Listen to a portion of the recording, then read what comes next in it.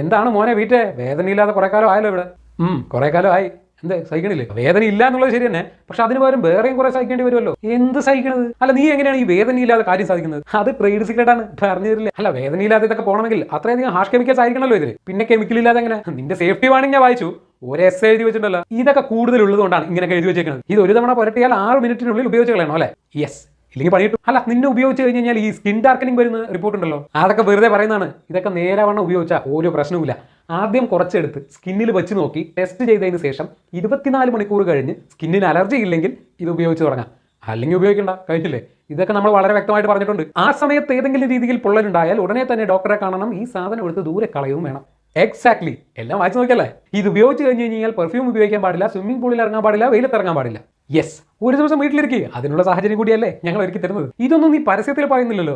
ഇത്രയും കാര്യങ്ങൾ പറഞ്ഞ് ആരെങ്കിലും ഇത് വാങ്ങിക്കൂ? ഇതൊക്കെ സഹിക്കണം എന്തിനാണ്? ബെറ്റർ ഓപ്ഷൻ വേറെണ്ടല്ലോ. വേറെന്തോ